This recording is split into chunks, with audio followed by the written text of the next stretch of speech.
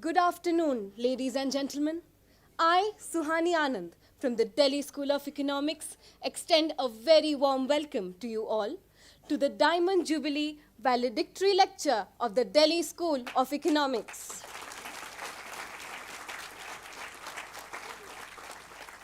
We are extremely honored and proud to have with us today our chief guest, Srimati Nirmala Sitharaman, Honorable Minister of Finance and Corporate Affairs, Government of India. We are also privileged to have with us today Professor Yogesh Singh, Honorable Vice Chancellor, University of Delhi, who will preside over today's event. We are also honored to have with us Professor Rajni Abi, Director, South Campus, University of Delhi, and Dr. Vikas Gupta, Registrar, University of Delhi. We will begin today's event with the University Kulgeet. And for that, I invite DSE students, Rohini and Raj, to the stage. I request everyone to rise for the University Kulgeet.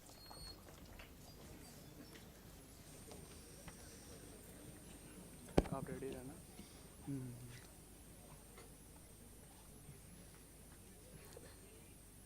Press कर दो ready करो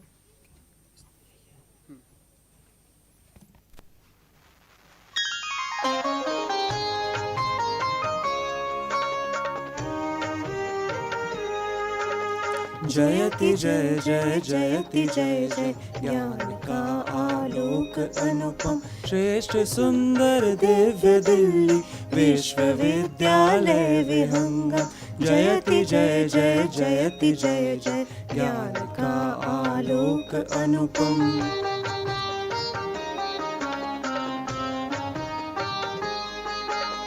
सकल वसुधा निज कुटुंब की भावना संस्कृति सनातन आधुनिक शिक्षा पुरातन ज्ञान धाराओं का संगम देश की स्वाधीनता हित भूमिका शतकोटि वंदन निष्ठाकृति सत्यम के मंगल दिव्य भावों का समागम जयति जय जय जयति जय जय ज्ञान का आलोक अनुपम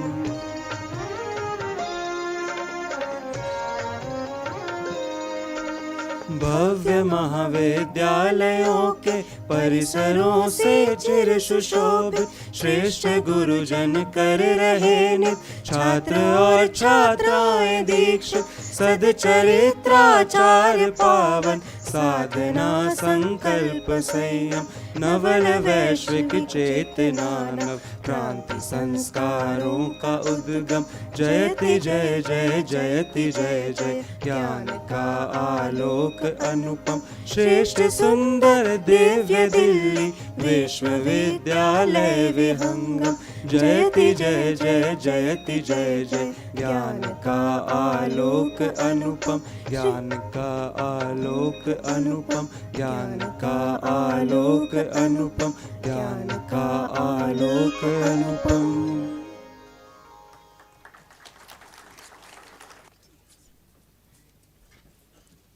Thank you, Rohini and Raj. On this very special day, we fondly remember the golden words said by our founder director, Professor V.K.R.V. Rao, that, after all, there are many universities, but only one Delhi School of Economics.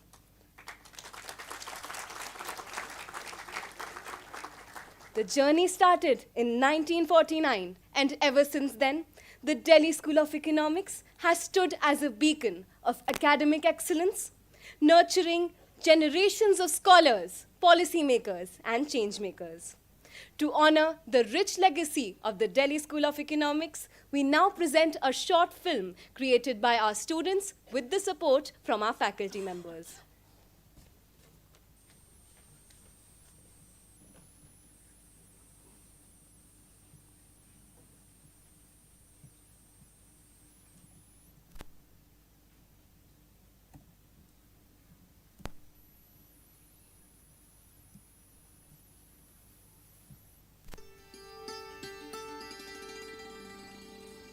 1949.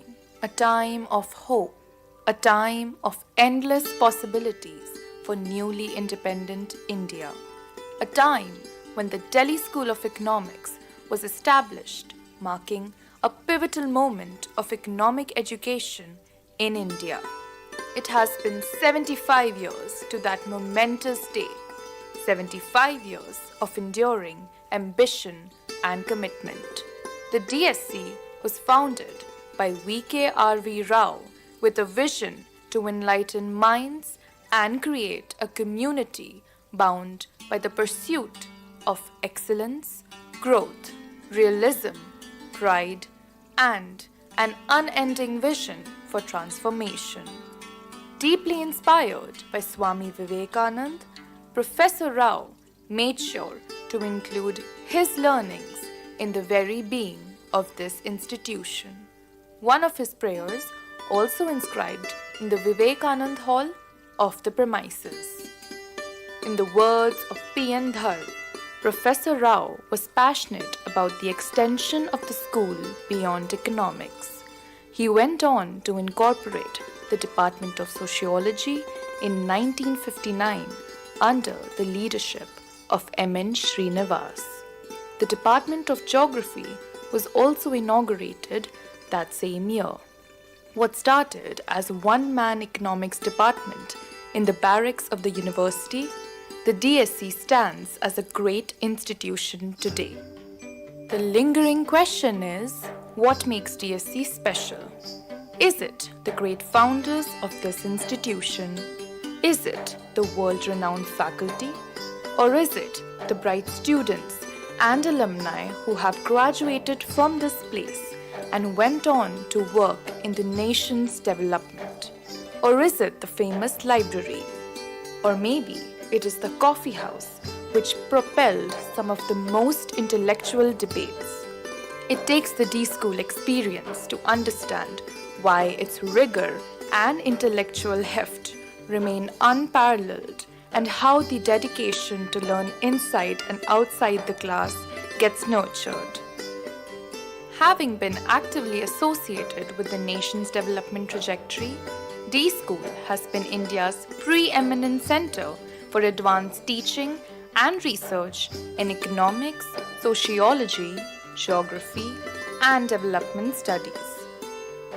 Numerous DSE alums and several faculty members have went on to become the cabinet ministers, deputy managing director of the IMF, chief economist of the World Bank, chairman of the Finance Commission, secretaries in government departments, chief economic advisors to Government of India, vice chancellors, members of the Economic Advisory Council to the Honorary Prime Minister, members of the Statistical, Planning and Pay Commissions and the Embassy, chief economists of several leading banks, and CMDs of several corporations. It is the very essence of this place that makes everything in it and everyone around it special. Over the decades, the DSE mission has transformed into a vibrant reality, owing to the grand vision of our founders, relentless efforts of our faculty, enthusiasm of our students, and the support of our alumni and well-wishers.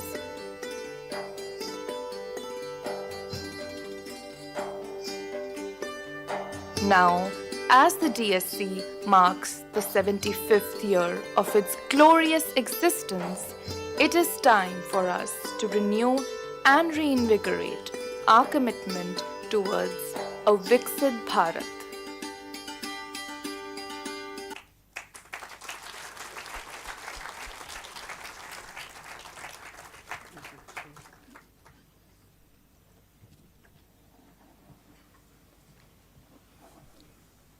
We hope that this video captured at least a glimpse of what makes DSE so special. Its spirit, its people, and its timeless contribution to learning and society. Now, I request our Honorable Vice Chancellor, Director, South Campus, Registrar, University of Delhi, and Director DSE to kindly accompany our chief guest to the dais and take their seats.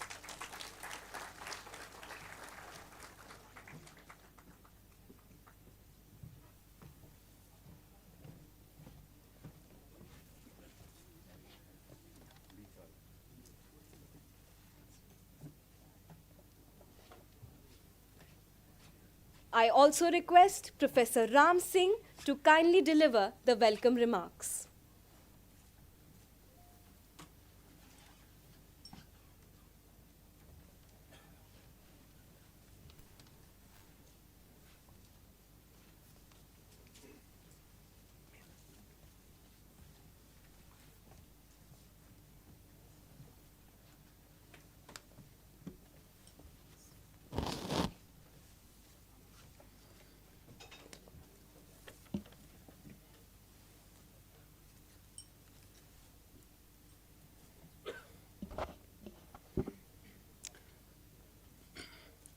Srimati Nirmala Sitharaman, Honorable Minister of Finance and Minister of Corporate Affairs, Government of India, Professor Yogesh Singh, Honorable Vice Chancellor, University of Delhi, Professor Rajni Abhi, Director, South Campus, Dr. Vikas Gupta, Registrar, University of Delhi, faculty, and officials of University of Delhi, faculty members, staff, and students of Delhi School of Economics, and esteemed guests.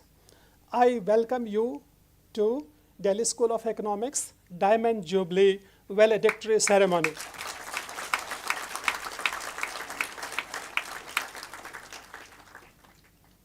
It is a matter of great pride for us to have Honorable Finance Minister to deliver valedictory speech.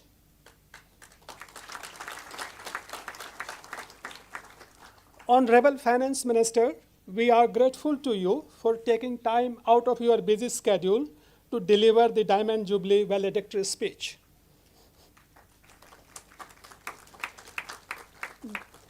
The Delhi School of Economics was established in 1949 as a center of advanced learning and research in social sciences with Professor V.K.R.V. Rao as the founder director.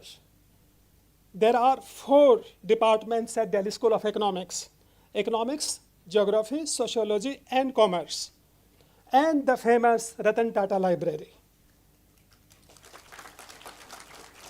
We also have Center for Development Economics set up by Ministry of Finance that has served as a great pivot and facilitator in augmenting our research and teaching capabilities. Thank you for that.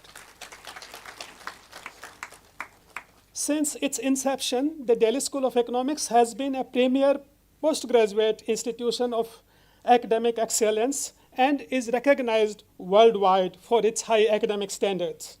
Generations of DSE alums have served the nation with sincerity and distinction. As a part of the Diamond Jubilee celebrations, we have had the opportunity to have some of the best and most distinguished individuals at the DSE. Madam, we feel especially honored to have you as the chief guest. As we conclude these celebrations, you have steered the economy to a steady growth path under very challenging circumstances. Despite episodes of pandemic and multifold global uncertainty, you have maintained institutional commitment to the fiscal glide path. It is your tenure as finance minister that has enabled to occupy the place of 5th largest economy in the world. And we are on our way to become the 4th largest soon.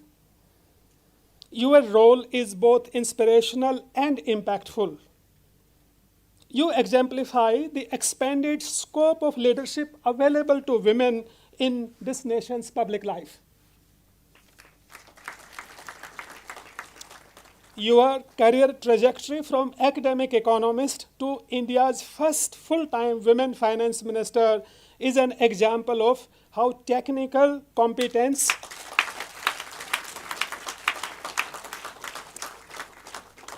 combined with practical grounding can deliver sustained public impact. I am happy to share you, madam, that at the DSE, girls are consistently among the top performers in all departments. You will witness a sample of their talent and sincerity during question and answer hour today. I also want to share with you that you have so many fans at Delhi School of Economics. We could not accommodate them within the infrastructure available to us. This event, what you see, the fan club you have here, is only a tip of the iceberg. This event is being streamed in our other rooms, and we also have decided to stream it live to accommodate all the students who are keen to attend and listen to you. Madam, your communication and of economic strategy is of profound clarity. You explain complex policy decisions in accessible terms. Your budgets and public addresses focus on themes that resonate well with the public. This includes inclusive development, youth and women empowerment, and green growth. You would be a very popular professor if you chose to become one. Thank you so much. Thank you again.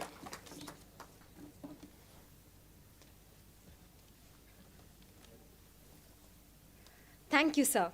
I now request Vice Chancellor, sir, to honor our chief guest with a shawl, the citation, and souvenirs as a token of gratitude for her visit to the Delhi School of Economics, University of Delhi. I also request the other dignitaries on the dais to kindly join him. The brief of the citation will be read here. Srimati Nirmala Sitharaman has been the Minister of Finance and Corporate Affairs, Government of India since May 2019. She completed her bachelor's from Sita Lakshmi Ramaswamy College in Tiruchirappalli and headed to the Jawaharlal Nehru University to pursue her master's in economics. As Finance Minister, Srimati Nirmala Sitharaman has presided over an era of active fiscal prudence and structural reform.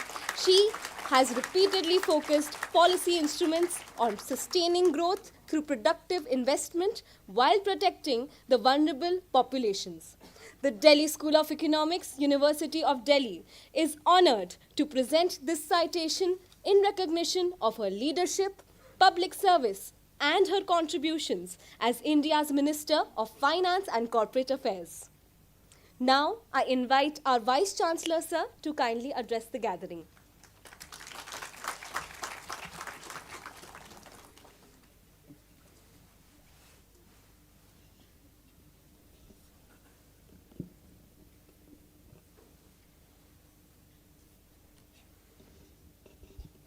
Good afternoon, namaskar. Honorable Minister of Finance, Government of India, Madam Nirmala Sitharaman ji, Professor Rajni Abi, Director South Campus, University of Delhi, Professor Ram Singh, Director Delhi School of Economics, Dr. Vikas Gupta, Registrar, University of Delhi, Professor Datta, Head Department of Geography, Professor Anuja Agarwal, Head Department of Sociology, Professor V.K. Shrotia, Dean, Head Department of Commerce, distinguished faculty members, outstanding and bright students, invited guests, and my dear friends. Namaste and good afternoon to all of you again. Delhi School of Economics, University of Delhi has completed 75 years. It's a matter of pride to all of us. What a spectacular and splendid performance of excellence and achievements. Congratulations to all of you.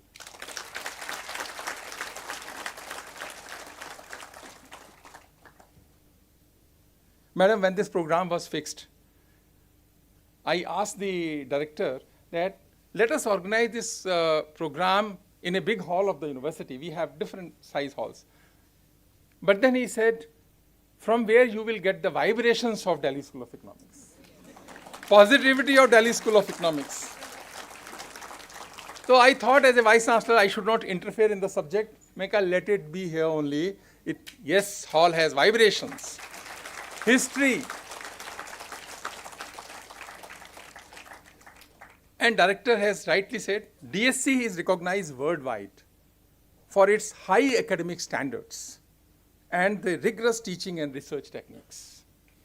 DSE is DSE due to its bright students, distinguished alumni, and outstanding faculty. Congratulations to all of you.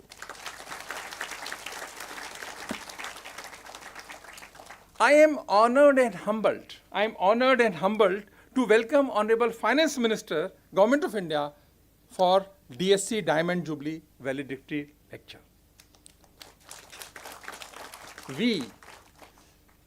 Madam, we, the people of India, are lucky to have such magnificent and illustrious finance minister who is shaping the future of India and is writing the growth story in difficult times. Madam has become the first person to table the union budget 8 consecutive times. It's a record, 8 consecutive times.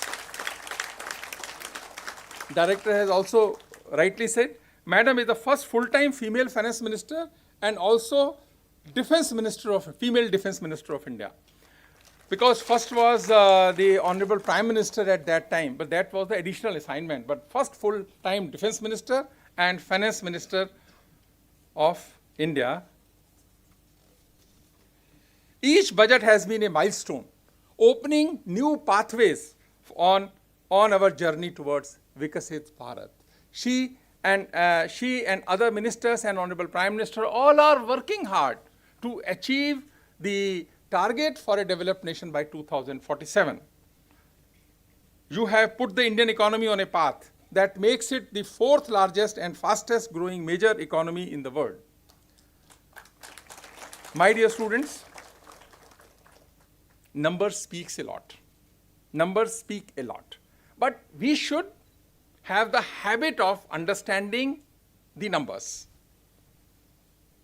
The IMF in October, last month, October 2025, projects India's GDP growth at 6.6% in financial year 2025-26, notably higher than the global average of 3.2% only, and emerging markets average of 4.2%.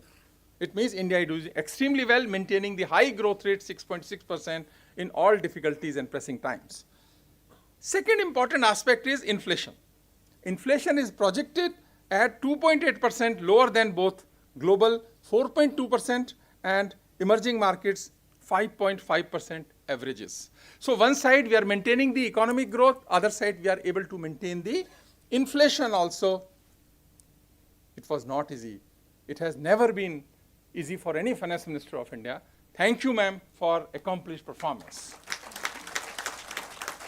Thank you, ma'am, again for maintaining such a healthy economy in such difficult times. We are indebted to Government of India. Particularly Honorable Prime Minister and Finance Minister, for futuristic financial policies. You all have courage to take bold decisions at right time. Sometimes we want to take decision, but we don't have courage to take decision. But then timing is also important, and I would like to congratulate you for taking bold decision at right time in the interest of our country. Nothing could have been better than such praiseworthy performance. India's story today is one of confidence, credibility, and capability. A story of a nation shaping, not just participating in the future of global growth. Thanks to Honorable Prime Minister for setting such high standards for everyone, and our Finance Ministry and Finance Minister is doing extremely well. The IMF identifies India as a key engine of global growth, which reforms and institutional strength underpinning sustained momentum despite external headwinds. Ma'am, keep focusing on infrastructure-led growth for few more years for our country. I again welcome you in Delhi School of Economics, University of Delhi. Thank you very much.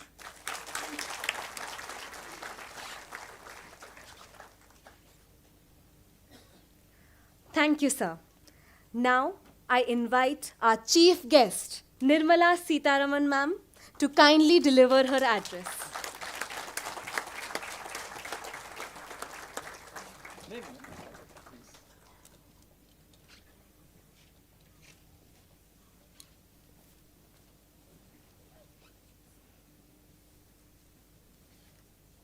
Good evening to all here. Vice Chancellor of Delhi University, Director of Delhi School of Economics, the Registrar, and also Professor B from the South Campus. It's a pleasure, but equally very humbling to come to Delhi School of Economics and receive such a generous citation. But as Finance Minister standing before the premier School of Economics does bring in that element of, what can I say, element of humility, because you're learning, you're continuously in the process of churning out ideas, and also your analysis of the Indian economy. And as a school of learning, therefore, gives me immense motivation to be here and also to constantly hark back on several things that you're doing. So for having given me this opportunity, in particular, I thank Professor Ram Singh, who had come over to invite me, the Vice Chancellor, who has periodically been referring to Delhi University and inviting me, so to him as well. But I like that banter which happened here before. But in that, I think if I were to be the umpire, I will give 1-0 to Ram Singh, because Professor Ram Singh, because he was one, of course, very right in saying Delhi School of Economics has its own halo. And Delhi University may as well give the Delhi School its proper place. So you have the right director, no doubt. But I don't need to tell the Vice Chancellor that Delhi University holds that position for the country. You have that halo of a premium educational institute. So, although I've come here, and although probably all the invites from Delhi universities are extinguished, I'll still offer saying I'll be happy to go to Delhi University as well. So, being in Delhi and being in Delhi School of Economics at the cost of repetition, I'll say, is an immense big honor. And for the finance minister to be here is only the right thing. So I don't want to take any more credit than to be here as a student. I've come here more as a student because this is one of the best of economics, centers of learning. And being in public life, also doing the work of the department and the Ministry of Finance and Department of Economic Affairs. I think coming here every now and then will do me a lot of motivational good. So I take this visit as one such. So, although I'm coming 1 year later than when the Diamond Jubilee celebrations were concluded, I take this as the valedictory session and would like to say that DSE continues to nurture generations of scholars.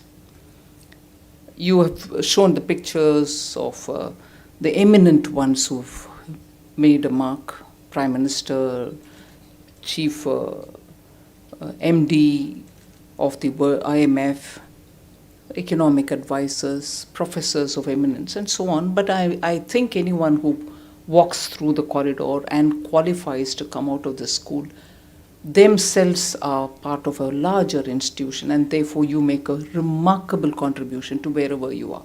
So every student passing out of D school have their own place, and therefore you nurture generations of scholars who combine empirical insight with social purpose.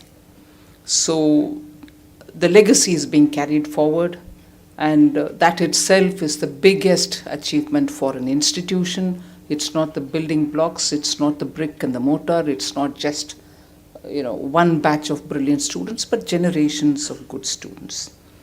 But also the Diamond Jubilee celebrations, therefore, is an occasion for introspection and a time for you to renew and reinvigorate the vision with which this institution was set up. So in 1949, when Professor V.K.R.V. Rao set this place up, it's grown into being the premier institution, but we are at a time when India is moving fast on so many different parameters. Largely, they are all economic. Of course, India and its population, India and its location in a global map have strategic significance. But India stands together today and stands tall and stands distinctly on its feet is because of the economic strength of India. I'm not saying we've become developed. I'm not at all saying we've become developed, because Bharat is ahead of us, 2047, just 2 years before you celebrate 100 years. But we are on a course. We are now today standing up to say, my economy is now strong enough. Tell me, what do you talk?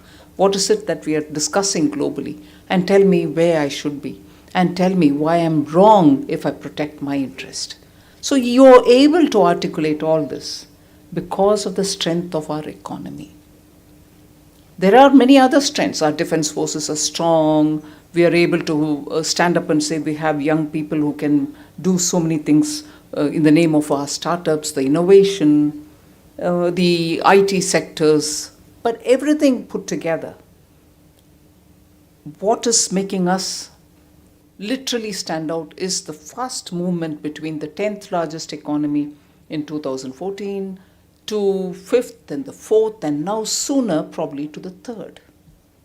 And that is what stands out.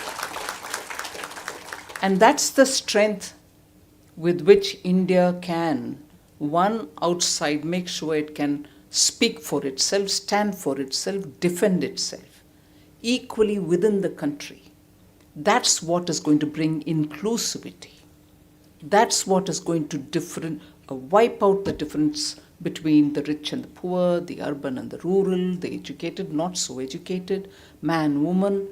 And therefore, it is the spread of that economic empowerment which is going to domestically make us strong as much as stand out to defend our positions outside the country. And therefore, it is the strength of the economy. Let's not forget it. That's a premium strength. There are examples all over the world where you can see, oh, country with excellent armed forces, but the economy is still not up to it. Nuclear power, but no, the economy is nowhere. You can take any number of such examples, but unless your economy is sound, unless your macroeconomic fundamentals are sound and strong, you will never be able to stand up to speak. And therefore, it is in that I think we all should understand, and I'm sorry to sound so didactic. All of us should believe in ourselves. We should believe in our economy. I was very interested and also amused to hear the Vice Chancellor speak that we need to see the numbers for what they are. Look at the numbers. Just don't look at the numbers, but analyze them. And that is why I think even internationally, if people try to bully us or to say anything differently, we have to have our numbers before us. And we as Indians who are contributing to that economy should have that faith that we are achieving these goals ourselves. We are achieving it. And not get swayed at all by people who say your economy is not up to it. I'm not bringing the recent controversy of are we dead, are we alive? I'm not coming into that. Although that's actually what I'm talking about. That's actually what I'm talking about. Whoever can tell this population of 140 crore people who are pushing from 10th to 5th to 4th to 3rd that you're dead. So, it's all right for people to taunt us from outside, but we within the country shouldn't decry what our people are doing for ourselves. All of us for ourselves are doing remarkably well in pushing the economy further and further, and that is why as a country we were able to get out 25 million people out of multi-dimensional poverty. It's our own people's contribution. It's all our contribution. Let's not decry and let's not be pessimistic. And in that, I expect the role of Delhi School of Economics to stand up and speak with fundamental data, like your Vice Chancellor said. Talk with data. Read the data. Read in between the data. And talk for India. So, when I say it's time for introspection and a time for you to renew and reinvigorate that vision with which it was set up, this institution in 1949, we are at an inflection point in India, particularly when we want to look at our economy with newer factors which are coming into play. The immense importance that technology is acquiring. In fact, at one point in time, I would jocularly say this is the 5th factor of production. Without technology today, your land, labor, capital are all going to go away or lie where they are, because unless technology comes to play, whether it is in the identification of a piece of land which a small farmer holds, or whether it is in the manufacturing sector where now increasingly with artificial intelligence coming into play, your manufacturing models are all changing. AI is coming. Some are fearing AI. Will it set people out of jobs? Will it throw people out of jobs? Equally, there are people who are using AI to create innovative solutions for all of persisting problems, whether it is infrastructure, civic infrastructure, or any other medical devices and so on. So I would think technology is playing such an immense role that all of us studying the economy should factor that in when you're looking at what are the kind of things happening in the economy, what are the factors at play, and what value addition does it bring in, and why do economies which have adapted technology in all fields move fast on growth, whereas those who are sitting behind and watching or probably keeping it confined to some sectors are not able to give the benefit to everybody, to use technology and progress, are limiting their growth. So these are issues that you may want to consider. So I think what is important as we move forward is engaging with policymakers to provide data-driven inputs. I repeat, your Vice Chancellor made the right pitch. We need data. We need to read data. We need to read data for what it is worth. And therefore, institutions like Delhi School of Economics can play a vital role in this process, bridging the gap between research and governance and translating academic insights into actionable policy. DSE must also train students and even policymakers in advanced big data analysis and analytics and in AI for analyzing economic trends, economic early warnings, improving policy design, and strengthening governance outcomes. DSE must promote multidisciplinary and field-based economics. I'm sure you're doing it already, but all the more. Today's challenges, sustainability is one big thing. Technology disruption, as I said, is another. So going beyond the classical economics, these are things on which quite a lot of churn should happen within the classrooms here. You could blend economics with data science, environment sciences, and also public policy. So you can give us integrated insights which will help us rapidly change or tweak policies which are necessary for rapid growth. And also further strengthen the collaboration between the economists, sociologists, technologists, and environmental scientists, particularly on climate change. And here I pause a moment to say, you may have several COP meetings, COP21, COP26, COP29, the one which is going to happen in Brazil, in a particularly not so developed city on the fringes of the Amazon, Belém, actually typically shows the conflict or the dharma sankat of policymakers. You're going near the Amazon, but yet you're looking at a city which is not so developed. It doesn't even have underground sewage, which is what I was told. Not enough of drinking water, housing difficulties. It doesn't have enough hotels. In fact, the worry is, will all the delegates be hosted in that place because there isn't enough place there. So with that kind of a contradiction before us for every country, Brazil has the biggest problem, we also have it. Each of us are striking our own path.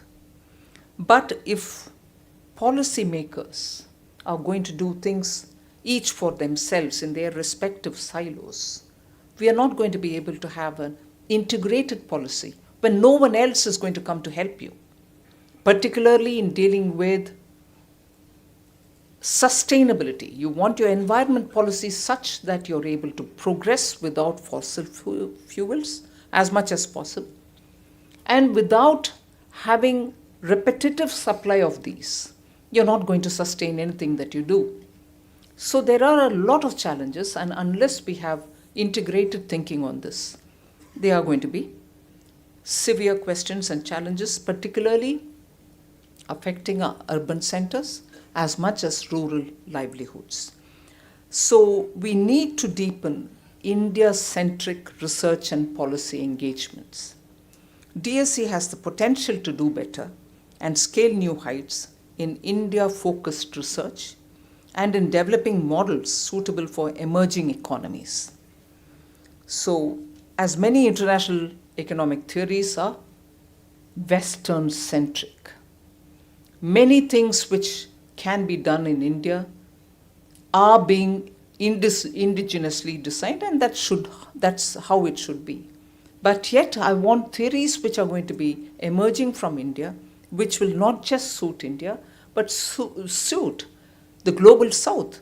Many of the problems that we face when we import formulations which are Western-centric, we have our own difficulties in tailor-making them after it comes, retrofitting them. The same is the problem for many of the African countries, emerging market economies. At least in that, India has its own, for the last several decades, tried to build its own systems. More of this should happen. You should increasingly focus on India-specific economic questions, leveraging the intellectual capital to produce research that directly informs Indian policy making. Empirical and data-driven studies are required on, let's say, fiscal federalism, GST reforms, financial inclusion, employment elasticity, and also on, as I said, climate finance. DSE actually has a unique position to be able to play a very important role to help various state governments across India frame their economic policies. I would think this is a very interesting area in which you are uniquely placed because you view the entire country, at the same time you know difficulties which some states face. You should also do that. So, also I expect the DSE to improve and develop better field immersion programs where students work briefly with districts, MSMEs, SHGs, and cooperatives to understand the ground level realities behind data and economic analysis. In this, I will put before you, in doing so, like in studying at the district levels, I would think if you were to focus on what has happened in the last 10 years, for instance, on women's empowerment based women's upliftment. If you look at it even from the districts, national policy and some states' own policies have literally moved a lot of things towards women. Women farmers being empowered, drone didis in villages, which are actually fantastic change in empowering women, not because they're holding and operating a drone, but it has given them an independent agency with which they're able to call the shots about where they would want to do it, for what they would want to do, will they handle pesticides, will they prefer to use organic chemicals, or will they sit with the farmers and talk about it, or have they become a layer in entrepreneurial skills so that under them there are several others who do the same. So Lakpati Didis, the other, which has driven women to become entrepreneurs with the help of banks. And so with the farmer-producer organizations, which are not cooperatives, which are profit-making entities, and which actually today is able to do so much in agricultural value addition. So there are ever so many things that when you do a field immersion program as a matter of study, you get to know the ground realities and therefore you'll probably be better informed. So this would create economists with empathy who understand both the numbers and also the minds of the people. So as DSE looks towards entering the centenary in 2049, I think it should chart a bold futuristic vision for its centenary year. And the next 25 years, if anything, should see DSE nurture a new generation of economists, fluent in data, fluent in technology, and fluent in governance, so that they can literally help us hasten this Vikasit Bharat ambition with which we can reach 2047. Hardly 20 years, 22 years before we reach the destination. But you should, even being as students, contribute immensely towards it. And much before, in fact, there are a few other things which I would want to say. Much before that, I'm not just talking and going away. Let me, in the presence of the Director DSE and also the Vice Chancellor of Delhi University, invite, let us say, a set of students from here to come out of the Finance Ministry. It's no more a North Block. We've moved to Kartavya Bhavan. So come to the Finance Ministry. We are in early November. I wouldn't even mind pushing it as late as possible, let's say in the first week of January. And give me ideas for the forthcoming budget, because in the Finance Ministry, in the last 1 year, there's been a lot of activity. Immense work had to happen for getting the income tax exemption level to 12 lakhs, happened this year.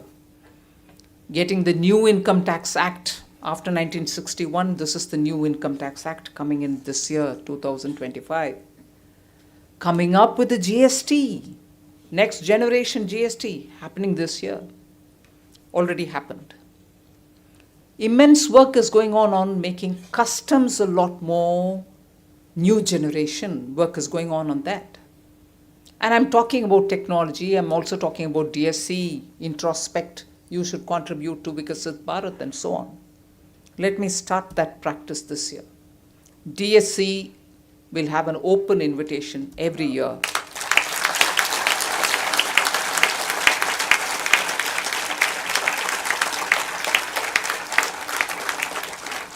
Let it be sometime between December, early January, not too late in January, ideally in December, this time because I've announced it a bit later, to come with a set of things that you would like to see in the budget. Let this practice happen every year from now.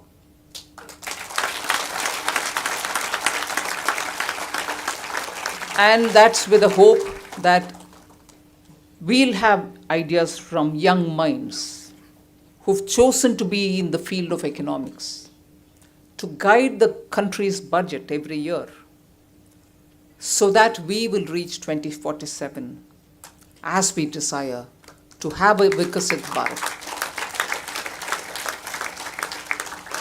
So Director and Vice Chancellor can engage with my office, get the date when you're ready to come and meet us and brief us. And I assure you, I'll have the entire Finance Ministry's secretaries sit and listen to you, other than myself.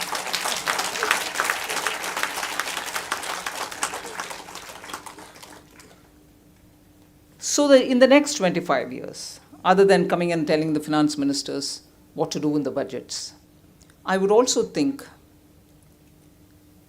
the new generation economists, the young economists, should make sure that the Indian perspectives are part of the global economic debates, not just responding to them.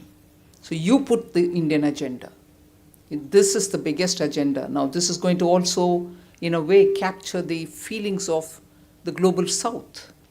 From G20, next year we'll chair the BRICS. We'll be voicing, in fact, BRICS largely consists of countries which are from the global south. So we need to have young minds speak. And I'm sure there will be a session also in just as it was in G20, the BRICS also, the year when we'll be chair, for young economists to meet with others who are members of the G20, of the BRICS. So you should now develop that attitude and also enough substance to make Indian perspectives a part of the global economic debate, and that should matter when we are talking not just of emerging markets, but also of developed countries who are yet to get that same momentum as we have in technology adoption. You're standing out in that. Many countries are not yet anywhere near close to us. So your perspectives are important. I've taken that one example. I'm sure there are very many. So you promote entrepreneurship and startup research. That one other thing that you can do. And also for the next generation challenges, prepare it for structural transitions. A whole lot of structural transition is happening now, causing a lot of uncertainty in the mind of particularly the young people. So we need to have information shared so that the anxieties are not there, opportunities are seen. So we need that to happen. So you should anchor research on the future of work, aging population. Today we have a dividend, demographic dividend. By 2030 we'll have nearly 60% of our population under 35 years. All that data is there. But it is equally true, many are now moving towards being senior citizens. That number is only bound to increase. So you need to have research on aging population, urbanization, and automation. With globalization in retreat effectively, the global supply chains undergoing realignment, sustaining higher growth average over the next 2 decades will no doubt be challenging, and unless younger minds are coming up with quick and robust solutions to the challenges that we face. You're not going to keep up with the developing agenda of India. I'm not comparing ourselves with any country, because each country has its unique problem. In the last few years, since after COVID, that's only aggravated. It's for us to design solutions for ourselves, not to pitch ourselves in comparison with somebody else. In many of the things that we have set the benchmark, we should improve on it for ourselves, for our people. So you can play that vital role in shaping things for this transformation, as I would call it. So I'm confident that the Delhi School of Economics community will continue to measure up to the challenges in contributing to the academic and social development of the country, like your predecessors, the current faculty, non-teaching staff, scholars, and students, and of course, the coffee shop, will continue to add glory to this institution. Thank you very much for calling me.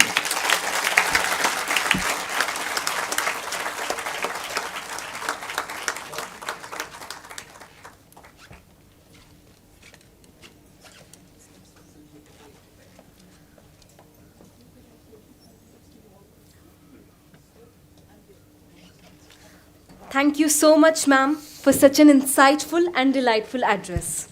Now, I invite Professor Ram Singh to coordinate the Q&A session.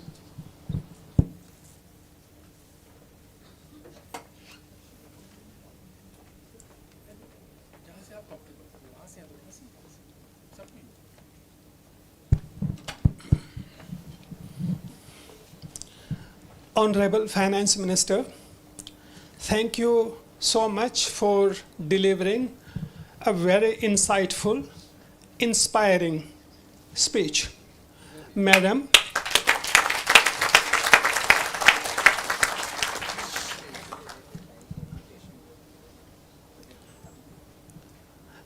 in my introduction, I said that if you chose to become one, you would be a very popular professor. After listening to you at Delhi School of Economics, I now want to add that you will be a very good examiner also.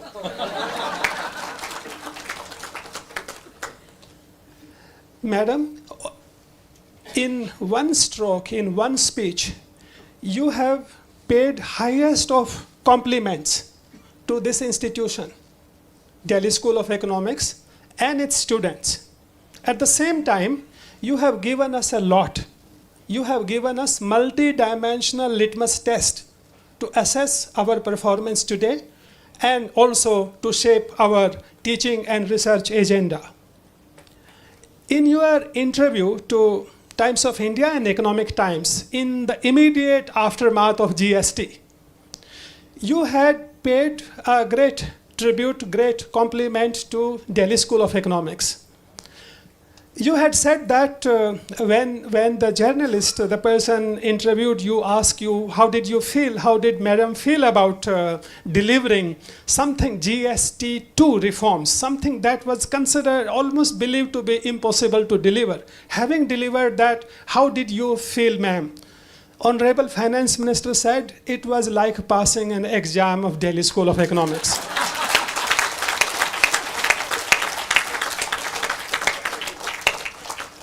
But the compliment you have paid today is even a bigger compliment. The opportunity you have provided to our students and us to be an active participant in budget making process, in policy formulation process. It is a unique and, in my mind, unprecedented compliment opportunity. I do not know of any finance minister in any country who has given such an open invitation, such a precious gift compliment that we have received from you. At the same time, by telling us how to assess our research output, our teaching programs, and how to shape them better, you have given us a lot to introspect, to think. Madam, I have taken notes. of all your suggestions. I hope to get back to you with our actionable steps that we put in place on all the dimensions you have mentioned. Thank you so much again. I don't want to take more of your attention. Now our bright students get the opportunity to interact with you. So we will take rounds. Madam, if it's okay, we could take three, four questions in one round. Then we will see how. Okay, all right. So let us see where Mike is. So can we bring the mic here, somewhere here? Please keep your questions pointed. Good evening, ma'am. Thank you for the lecture. So my question is related to public capital expenditure. As government rightly emphasized on the public capital expenditure as a growth driver through its multiplier effect. However, ma'am, the multiplier effect depends critically on other factors like state capacity, crowding effect, and private expectation. So how does government assess these transmission channels? And my second question is related to tax buoyancy. So in fiscal year 2024, our tax buoyancy is around 1.4, which may decline to 1.1 in financial year 26. But for sustaining economic growth of 7%, India needs around 1.5 tax buoyancy. So how the government view this decline and what are the consideration taking? Thank you, ma'am. Thank you so much. Please identify yourself with So- name and the program you are in. My name is Mamoon Rashid. I am a PhD scholar in Delhi School of Economics. Thank you, ma'am.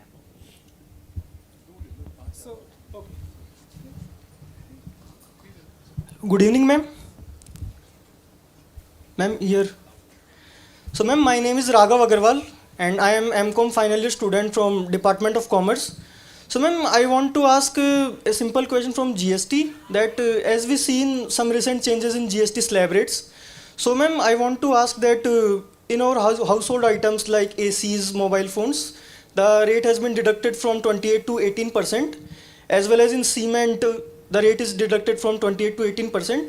So earlier if we purchase at 28% and now we purchase at 18%, then how we claim the input tax credit?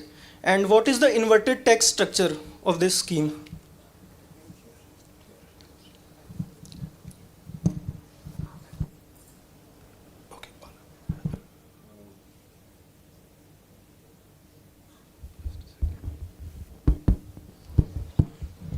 Good afternoon, ma'am. So, ma'am, we are talking about Viksit Bharat mission. So, my question is, in 1991, LPG reform helped the economy a lot. So, is liberalization, privatization, and globalization integral part of this Viksit Bharat mission? And if so, then are we looking to increase ease of doing business and increase privatization also? Sorry. So, ma'am, in 1991, my name is Yash Dubey. I'm research assistant in Center of Development Economics. So what was the question? So my question is, ma'am, is liberalization, privatization, and globalization integral part of this Viksit Bharat mission? And my second question is, as Professor Singh's research has been very popular regarding underreporting of wealthy. So what are the steps government is looking to take in reducing that?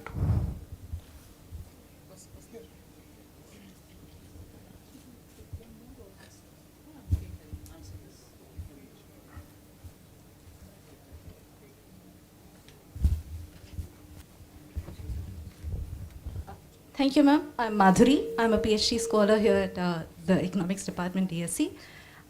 First of all, thank you very much for confirming us, validating the sort of research that we're doing. I'd like to reassure you that we are working on at least some of the areas that you have mentioned, and we hope that it would reflect in the policies of the upcoming years. For example, I'm working on the sustainable development and technology. I know of people who are working on district level SHGs, women help groups, etc. And I do hope that it reflects later on. Ma'am, my question is regarding your ask from the research faculty is quite high.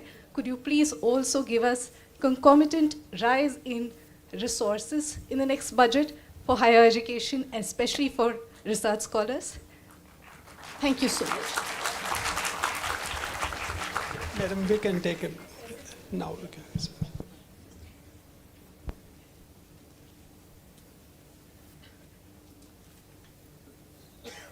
Thank you.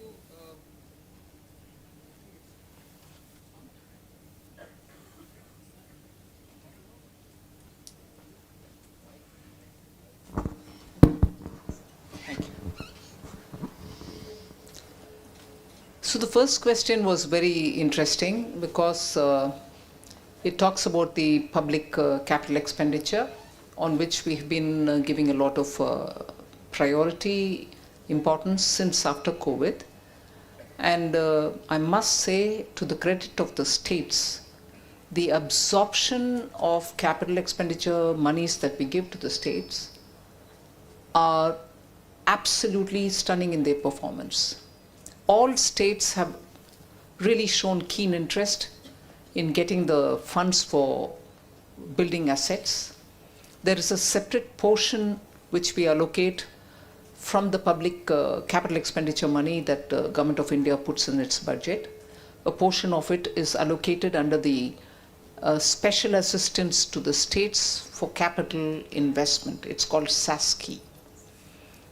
The two most attractive feature of it is that it is given for 50 years as loan, but interest free.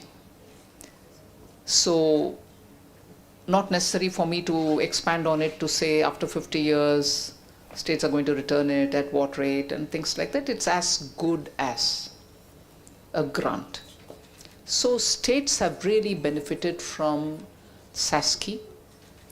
In that, because we want the country also to move on the reform path with the states together, 50% of it is allocated unconditionally, and the rest 50 we give different little silos of, you do this reform, you get this much, you do another set of reforms, you get some more.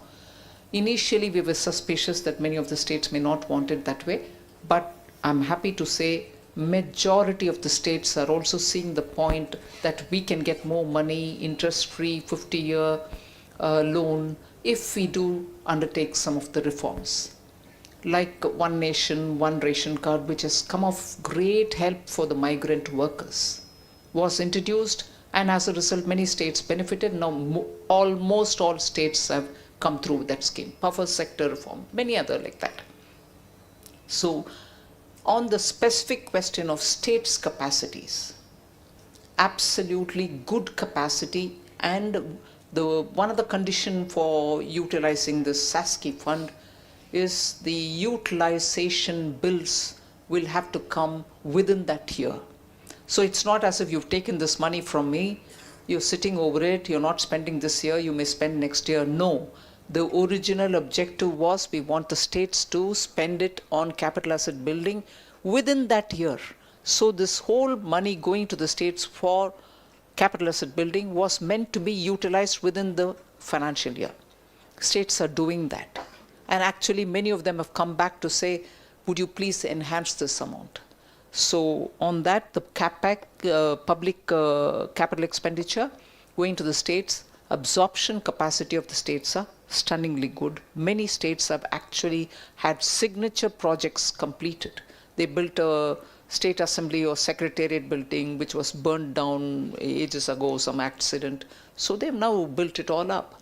They've built unity malls where all one district, one product are all displayed. Or some places, some states have said, no, our judiciary needs better place, so we build the High Court, or we build a part of the High Court, and so on. So it's going very well. The multiplier effect, I think, is something which you may want to study in detail to give me saying, yes, the multiplier is this, or multiplier is more, or whatever. We went on the basis of a RBI study which told us that when you spend on capital expenditure, the multiplier is far more than when you spend on revenue, as opposed to the ideas which many people said, give money in the hands of the people during COVID. But we chose this route because we felt the multiplier is much more when you spend on capital asset, and that's proven to be correct.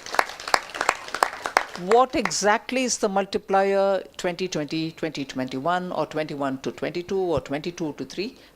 Some people can take up a study, but the fact that the growth numbers are sustaining at where they are is a clear answer that multiplier is actually doing its role. So greater pedagogic analysis can be done by anybody. Then you also asked me about the tax buoyancy, saying you need at least 1.5 if you were to be at 7% growth annually and all that. Very well taken. And you also posed this question of if you cut down taxes and if you cut down GST, how are you going to achieve it? The very fact that the number, and that is also the Laffer curve principle, I suppose, you cut the rate, actually the tax net widens and people tend to come and buy more. Having to be seen that during the festive season now. So that itself will bring the tax buoyancy in that the number of people getting into this buying and selling and therefore paying tax would lift the buoyancy. So I'm sure you're comfortable with that. Then you had a gentleman asking me, Raghav Agarwal, on the GST. 28 to 18. 28 to 18 in cement and products like that. How will you do the inversion or correction of the inversion? Won't there be inversion? Of course, there are some items in which inversion will be there. And refunds are given for that sake. Refunds are given now, let me say, because many MSMEs were anxious that refunds may come, but they may come after months, and in the meanwhile, my working capital will be all locked up. Refunds from 1st October 2025, 90% happens automatically. 90%. So if there is an inversion, and the inversion is because if your input raw materials are taxed at one particular number, which is higher than your output tax, which is lower, and as a result you paid higher tax there, but you're not able to get it from selling your final product, that gap is the inversion which is created, and on that inversion we give refund to the extent of the inversion which is happening. And normally, when the refund giving takes some time, MSMEs used to feel that the money is getting locked up, we are not getting it back in time.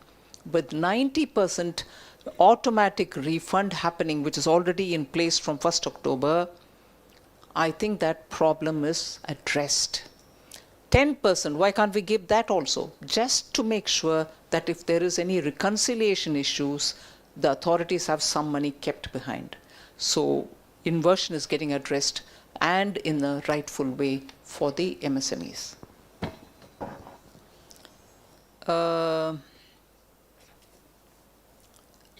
Was it Yash Dubey who asked this question about liberalization, globalization? Will it be part of the Vikasit Bharat? I thought LPG were all the globalization language. And I thought I went a bit too far in saying globalization is in a retreat. So in the form of the globalization, the LPG came in all right in its own way. But what it should do for any economy, irrespective of whether globalization is in place or in retreat, is that you need a liberal economy. I don't need a globalization to teach me that. Yeah. And if you have to be a lot more transparent and make sure that every opportunity is given to everybody, that itself is in a form globalization. My tenders are now globalized. Whoever wants to pitch for it, who's efficient, who's got the qualification, and who can deliver it to me at the standards that I set within the time, bid for it. So in a way, globalization may retreat, but our processes having become transparent, we are opening up the economy to everybody who wants to participate in it. So Vikasit Bharat has its own language for liberalization that you're talking about. So it is part of it, but not in that what do you call, in that definition or in that milieu. We have our own way of dealing with it. I wasn't sure what you meant by underreporting of the wealthy. It's a bit loose for me to respond. If you want to take a minute to explain it to me, I'm quite willing to engage with you on that. What is underreporting of the wealthy? Dubey, wherever you are? You can't afford to sit down now. Get up.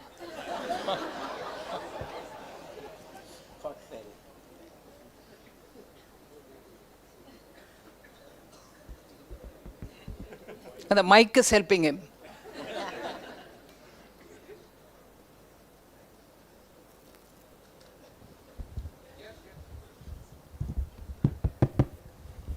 Yeah, ma'am.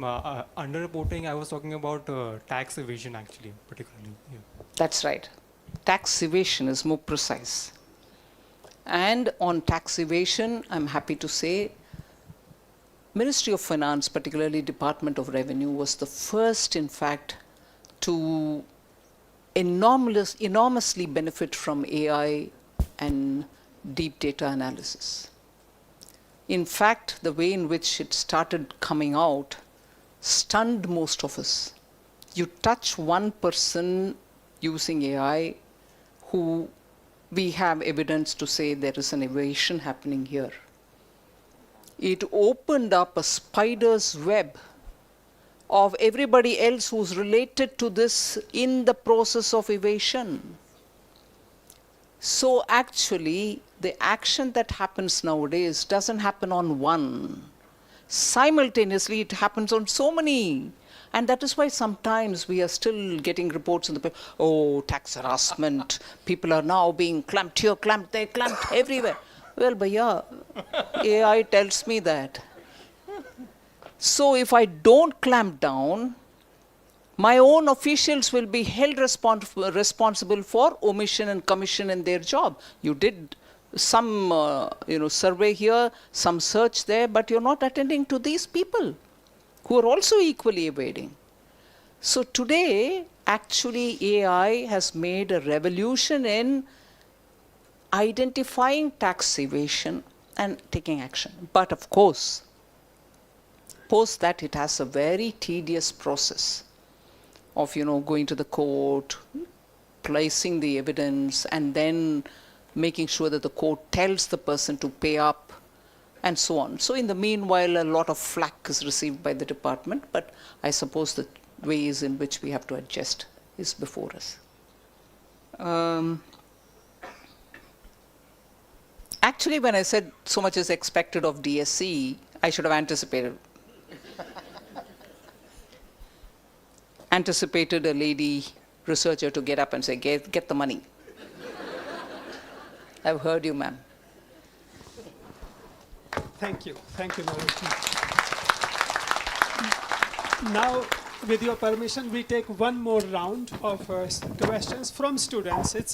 This Q&A session is exclusively for students. So this time, I would suggest that the first time mic should go to a girl student. Upstairs also. So this side, we will cover this side of the hall. You're also seeing the people there? With your permission, I was hoping to persuade you for one more round. Okay. Hello, sir. Hello, ma'am. Here, I'm here, this side. Hello, ma'am. I am Dia, and I'm a MA final student here at Delhi School of Economics. In your interview, you compared the GST revamp to passing an exam after a rigorous course at Delhi School of Economics.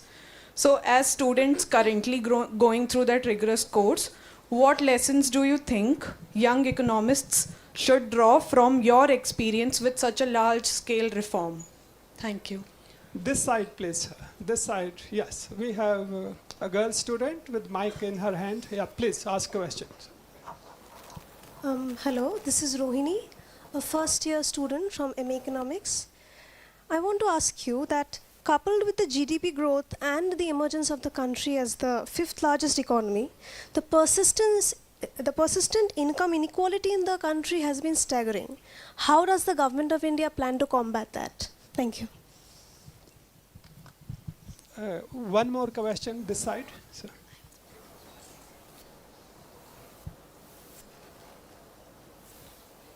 Purvasha, yes. Okay. Hello, good evening, ma'am. My name is Purvasha. I'm a final year student of economics at DSE. And I've recently worked on a project on microfinance institutions.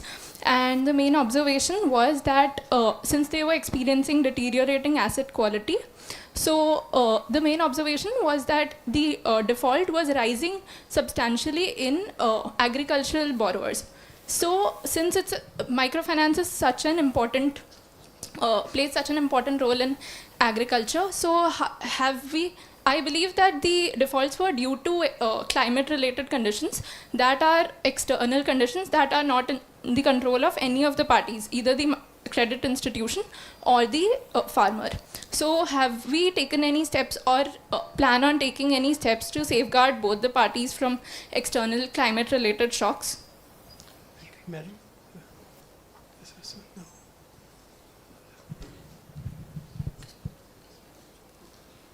No.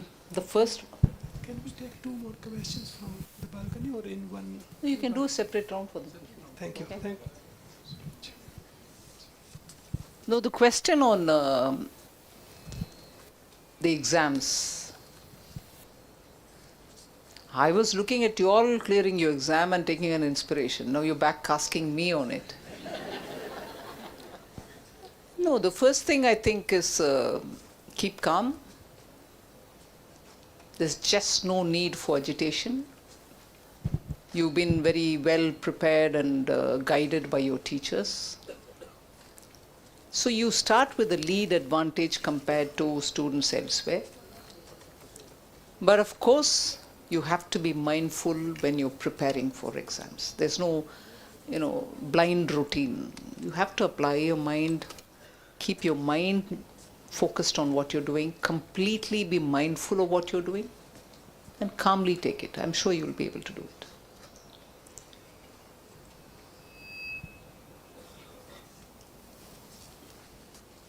Was it Rohini who said fifth largest? I think we've crossed that. We've crossed that stage of fifth. We are probably closer to third now. So that's one thing. And every time when you're talking of economy, its growth, and especially nowadays when you have GST numbers, not just now, new generation, but even earlier, you see the activities are all across urban, rural, small, big, and so on. So unless we are speaking of a particular section, large inequality is a difficult term for me to relate to. Yes, I agree there can be more income for the lower income groups. There can be further addition. There can be more opportunities for them too. And we are building that entrepreneurial spirit in the country so that people are not just dependent on, let's say, government jobs, but are able to do it for themselves. And that's why credit outreach through banks are happening, so that that entrepreneurial spirit helps them to make their money at the place where they are by doing things which will add to the economy.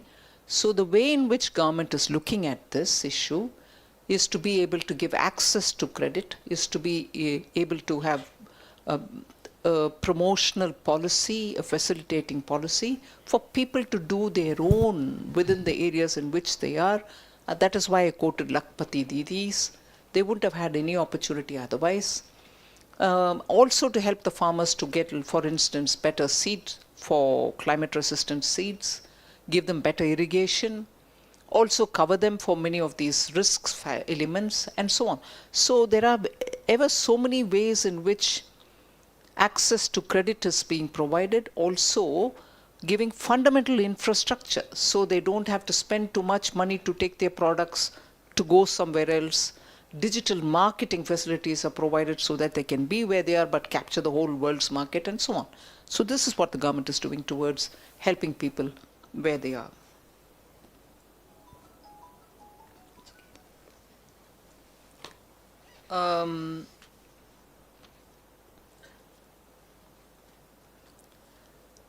Deteriorating asset quality, particularly in agriculture, microfinances. I think what's important here is in the rural areas, the way in which we are trying to help farmers is by providing insurance, which has had various ups and downs. The premium is not significantly on the farmer, it is borne by the central government and the state government. The risk cover now includes every kind of disaster that can fall, whether it is climate related or not, whether it is at the time of sowing or at the time of harvest. So every kind of insurance cover to meet the risks that fall on a farmer are taken on board. So the way in which we are trying to help the farmer to be able to face these kind of disasters is by giving them that cover. And also for his emergency expenditure is the annual 6,000 rupees which goes to small farmers, which is essentially to meet any exigency that may arise. So that's provided. Interest subvention is provided for farmers when they take loan for the farm-based loans. Now that is made available also for those who rear goats or keep piggeries or fishermen. They are also getting that cover. And also security-free loan assistance. So he doesn't have to give any asset to take the loan. So when you talk of asset quality, it doesn't mean the same when it comes to farmers and allied sector activities. There's no asset involved there. It's asset-free loan given. However, if they want to have more loans for non-agricultural purpose, of course the bank will ask for, assets, which then, if failing, becomes a non-performing asset. But that's not the agricultural loan which is supported by the government.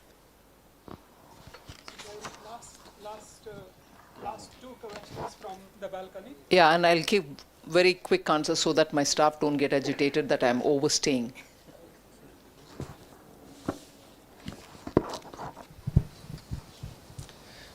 Hi ma'am, hi sir. I am Saksham Yadav, first year student in the Department of Economics, pursuing masters.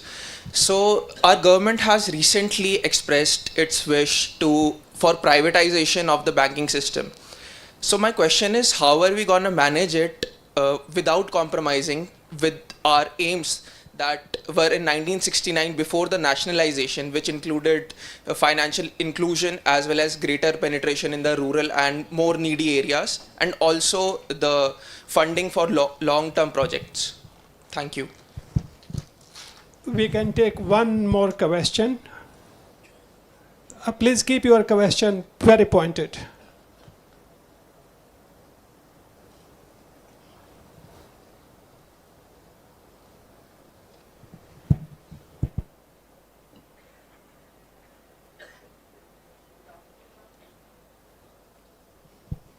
Good afternoon, ma'am.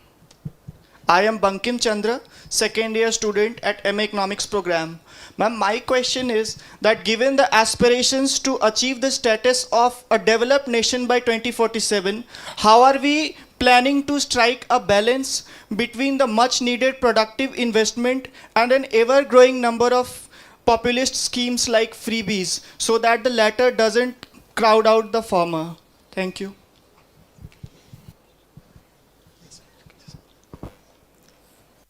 There was this question on privatization of banks.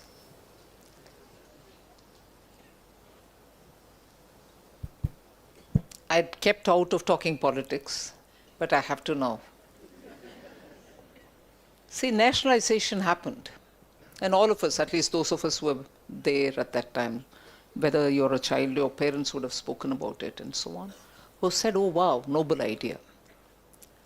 Noble it was. But in the 50 years after that, financial inclusion hadn't happened as much as we desired. Let's admit that. Of course, what the banks did, and to their credit, was to take a lot of these priority sector area lending which had to happen in the villages, far-flung areas, and so they went with the government programs and gave it through banks to the people. So those objectives were met, I'm not denying that. But in the name of financial inclusion, keeping banks under government control and not allowing them to professionalize themselves meant that the government had to infuse capital every now and then. Oh, money we need, for developmental work, for taking greater banking in regions which are difficult, and so on. And also the misuse of banks by those who thought banks are ours caused this difficulty about the balance sheet in the banks. You had such a mismatch of asset versus the liability that you had. The quality of assets suffered. Now, I was happy to hear the question on microfinance and the kind of asset quality and so on. But that was the case of concern also of the larger public sector banks. You must have heard this expression of twin balance sheet problem, 2012-13. To correct that took us nearly 6 years after Prime Minister Modi came into power. And now, I'm confident to say our Indian banks stand out exemplarily in terms of the asset quality, in terms of the NIM, in terms of the asset and credit which has got to be done, and also in terms of financial inclusion. That Jan Dhan Yojana, being a very big scheme through the banks, actually took to the last individual banking in India, made them be part of the banking, made them be part of the formalization of the Indian economy. As a result is why during COVID you're able to transfer money directly to their accounts. You didn't have to put a check. So I think banks reached that position after the correction, and despite 50 years of post-nationalization, the objectives that were to be achieved could not entirely be achieved. But after that, when we professionalized the banks, those objectives are still being beautifully achieved. So this perception that when you try to bring in banks to become professional, and if you want to privatize them, which is a cabinet decision, that objective of reaching to all people, taking banking to everybody will be lost is incorrect. Once you allow the banks to function professionally and allow them to have board-driven decisions, every objective of the national interest and also the banking interest will be served.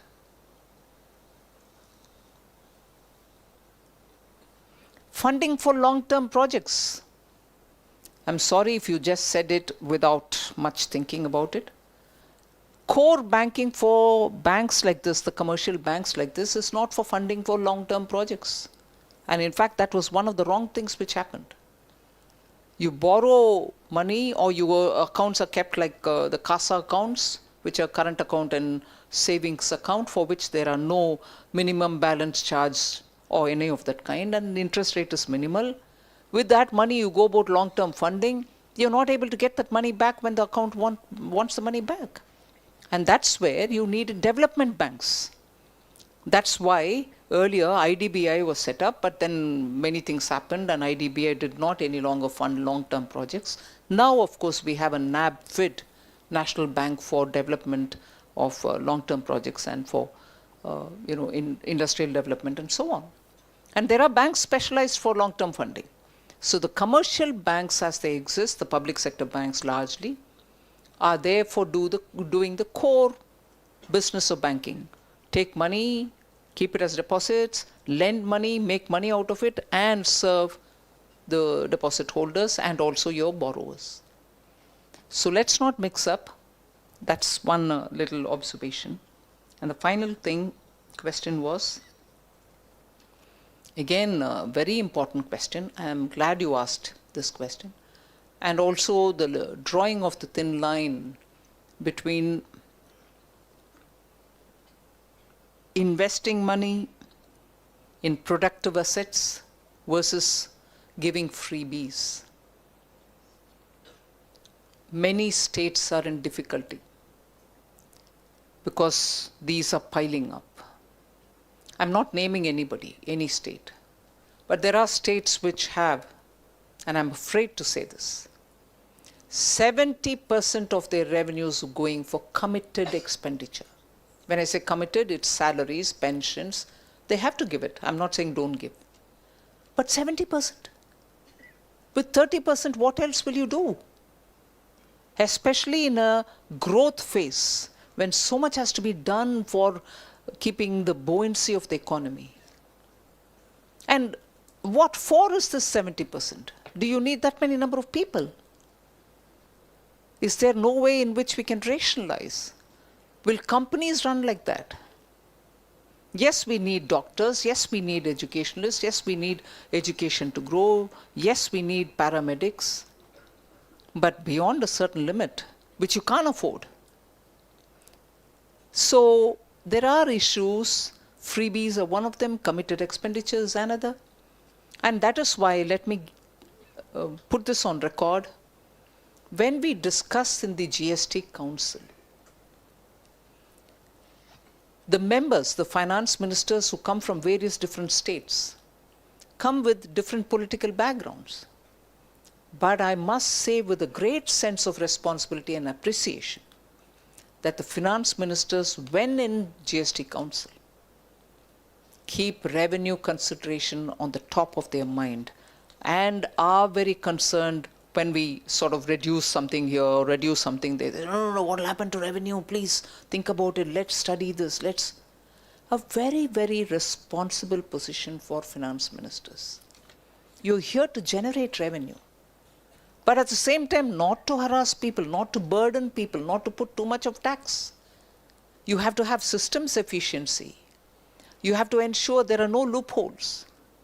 But yet you have to be conscious of revenue. Finance minister's job is to generate revenue. And to shy away from that responsibility, no, I can't, oh yeah, give it away. You're the one who will be looked to when the state's budget or the national budget is made, hey, I need money for this program. No, sir, we don't have money because we've given it away. Can't be the answer. Very true. Absolutely. And that is why sometimes we go to the extent of borrowing. But I'm glad to say, even this morning I had a discussion with my team, that after this year, when I will meet the fiscal deficit number, which was given in the glide path post-COVID, as student of economics, all of you all will know that we'd given ourselves one glide path, that we'll come to a certain number. God willing, and with every strength and support Honorable Prime Minister gives me, we will be able to meet that fiscal deficit number that we've given. That's a commitment made in the Parliament, and it's my duty to abide by it. But why did I bring this here now? From now, our focus will be on debt to GDP. You get as to why I'm bringing that? Once your committed expenditure is so much, or once your freebies are so much, and once you're not able to increase your revenue, you tend to borrow. But you have a ceiling on you as to how much you can borrow, whether it is a country or whether it is a state. So I have it in my FRBM, Fiscal Responsibility and Budget Management. So do the states have it. So it is important for us, and for achieving Vikasit Bharat, we need to consciously be on the path of reforming and bringing in prudential fiscal management. That's a responsibility of every finance minister. Thank you.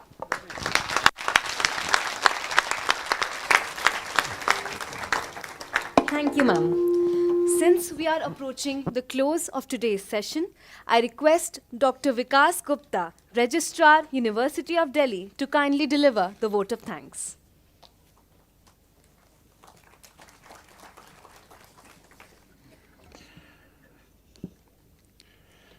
Most respected, Honorable Madam Shrimati Nirmala Sitharaman ji, Union Minister of Finance and Corporate Affairs, Professor Yogesh Singh, Honorable Vice Chancellor, University of Delhi, Professor Rajni Abi, Director, South Campus, Professor Ram Singh, Director, Delhi School of Economics, Professor Shotriye, Professor Anindita Datta, Professor Anuja Agarwal, Professor Pami Dua, Professor Rajiv Gupta, distinguished guests present on this commemorative occasion of this Diamond Jubilee valedictory lecture being organized by Delhi School of Economics, members of the University Court, Executive Council, Academic Council and Finance Committee, deans of the faculties, head of the departments, principals, and most importantly, my dear students. Aap sabko mera namaskar. Today is a historic day for the University of Delhi and more particularly for Delhi School of Economics, as today we have amongst us Shrimati Nirmala Sitharaman ji, the Honorable Union Minister of Finance and Corporate Affairs, as the chief guest of this program. Madam, I must say on this occasion that no words of appreciation and acknowledgement can capture your enormous endeavor in driving the Indian economy in the right direction with strong economic fundamentals when the major economies in the world are struggling to achieve steady growth. Madam, you have introduced reforms while acknowledging the contribution of every citizen in nation building for a Viksit Bharat when we will be celebrating the centenary of our independence.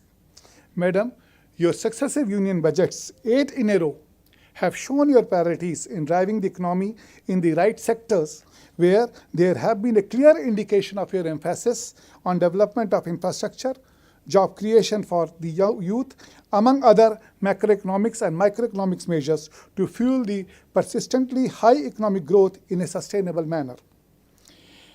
Madam's magnanimity and generosity is not known to many, and love for you until I share specific examples with you. Today, in her speech, Madam has invited the students, the faculties and the researchers to be part of the discussion for framing the union budget. Madam, we are really thankful to you for giving us the posts, teaching, non-teaching and other supports for reviving our Faculty of Technology, under which we could start 3 engineering programs after a gap of almost 20 years, ma'am. We were having 2 good colleges, but they were developed into universities, and a 100-year university was without a Faculty of Technology, any engineering programs. But, Madam, in 22, you sanctioned these posts to us, so we are really thankful to you for that. Ma'am, you have also given us more than 1,000 crores for creating new buildings and development of infrastructures. We are thankful to you for that also, ma'am. Let me take this opportunity to convey deep sense of gratitude on behalf of the University of Delhi community and more particularly on behalf of Delhi School of Economics for your thought-provoking and insightful speech followed by the enlightening interactive session which has definitely ignited our young minds toward the most pertinent issues concerning our economy in the contemporary global context. I would like to take this opportunity to convey my deep regards to our most respected Honorable Vice Chancellor, under whose mentorship such a grand program could be conceptualized and organized. Sir, your continuous engagement and words of wisdom have always encouraged us to constructively contribute towards development of this university and the nation at large. I would also like to thank Professor Rajni Abi, Director South Campus, for her continuous guidance and constructive support, without which this noble initiative would not have been possible. My sincere thanks to dear Professor Ram Singh, Director Delhi School of Economics, faculty members of the organizing departments, and the students of Delhi School of Economics for their relentless efforts in conceptualizing and implementing this historic initiative of organization of this program to make it a grand success. I would like to convey my appreciation to the supporting staff of Delhi School of Economics for their untiring efforts in successful organization of this program.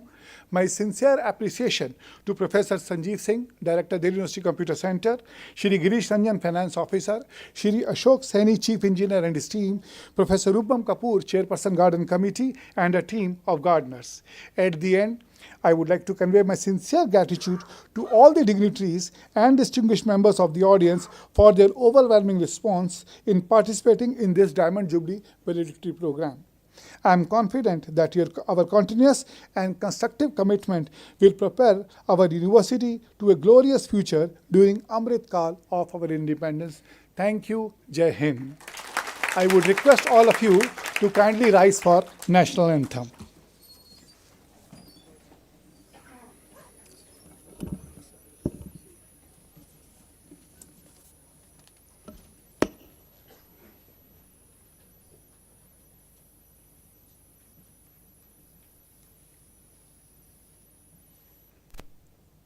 जनगण मन अधिनायक जय हे भारत भाग्य विधाता पंजाब सिंध गुजरात मराठा द्राविड उत्कल बंगा विंध्य हिमाचल यमुना गंगा उच्चल जलधि तरंगा तव शुभ नामे जागे तव शुभ आशीष मांगे गाहे तव जय गाथा जन गण मंगलदायक जय हे भारत भाग्य विधाता जय हे जय हे जय हे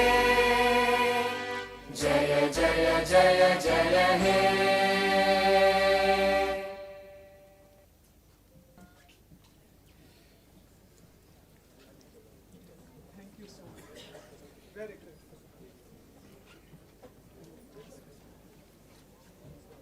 With this, we come to the end of today's session. I request everyone to please stay seated while our dignitaries exit the hall. Thank you so much, ma'am, for joining us in celebrating this momentous occasion.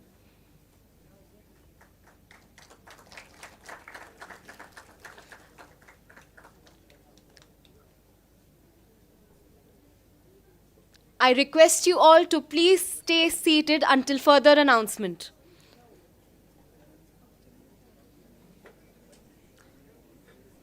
Now, I invite you all for tea in the front lawns. Thank you.